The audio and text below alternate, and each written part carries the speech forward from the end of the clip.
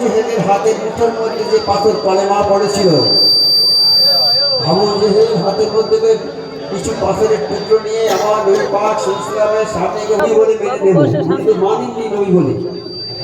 আমার নবী পাক সাল্লাল্লাহু বললেন, আপনার হাতে যারা আছে তারাই যদি সাক্ষী দেয় যে আমি নবী, তাহলে তো আপনি স্বীকার করবেন।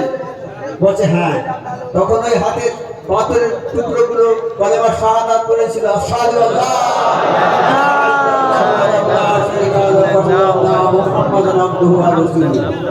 আবু জেহেল তখন ওই পাথরগুলো ছুঁড়ে ফেলে দিয়েছিল, বলেছে জাদুকর জাদুকর জাদু করেছে, পাথর পাথর কলেমা পড়েছে। আর ওইগুলো তখন সাহাবারা কুড়িয়ে নিয়ে রেখেছিল। ওসিয়াতান আমার সিলসিলার মাধ্যমে ওই পাথরগুলো আমার বর্ষে আজাদ কাছে রক্ষা পেয়েছে। আর ওইগুলো উনি হাত টেনে আনজনে ওয়াকা সাধারণ পাথর নয়, মোবারক অতি মূল্যবান পাথর হয়ে গেছে। মসজিদে নববীতে যখন প্রথমে আমার নবী পাক সাল্লাল্লাহু আলাইহি ওয়াসাল্লাম হিজরত করে মক্কা থেকে মদিনায় চলে গেলেন, সেখানে গিয়ে মসজিদ তৈরি করেছে, খেজুর পাতা দিয়ে মসজিদ তৈরি করেছে। আর মেম্বার করেছিল একটা খেজুর গাছের গুড়ি, পুরনো খেজুর গাছ, বহুদিনের পুরনো গাছের খেজুর গাছের গুড়ি দিয়ে একটা মেম্বার করেছিলেন। আপনারা জানেন তো মেম্বারে বসে খুতবা পাঠ করে মসজিদে, তো ওই মসজিদের খুতবাটা পাঠ করার জায়গা ছিল খেজুর গাছের গুড়ি। সেই গুড়িটার উপরে দাঁড়িয়ে আমার নবী পাক সাল্লাল্লাহু আলাইহি ওয়াসাল্লাম খুতবা দিতেন।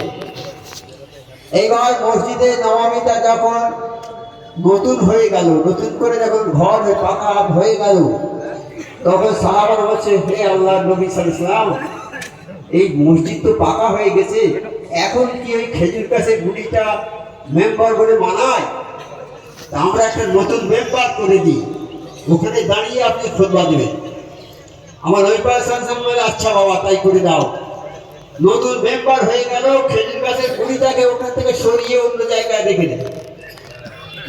আমার নবী পাক সাল্লাল্লাহু আলাইহি ওয়াসাল্লাম যখন খুতবা দিচ্ছেন, সেই সময় একটা মানুষের মতো যেন কান্নার একটা শব্দ পাচ্ছে। আমার ওই বলে, দেখো তো সাহাবারা কান্নার শব্দটা কোথা থেকে আসে। সাহাবারা ঘুরে ঘুরে দেখলো যে সেই শুকনো খেজুর গাছের গুড়ি, শুকনো খেজুর গাছের গুড়ির কি জীবন আছে?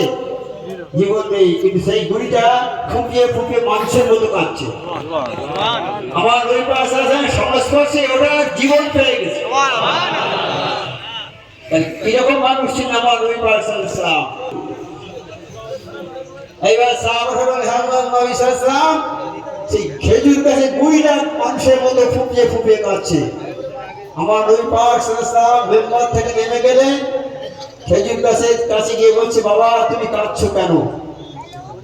তো হে আল্লাহর নবী সাল্লাল্লাহু আলাইহি ওয়াসাল্লাম, আপনি আমার কাছে থেকে আমার উপরে দাঁড়িয়ে আপনি খুতবা দিতেন, আজকে আমাকে সরিয়ে রেখে আমাকে আলাদা করে দিয়েছেন, আপনার থেকে পৃথক হয়ে গেছি আমি।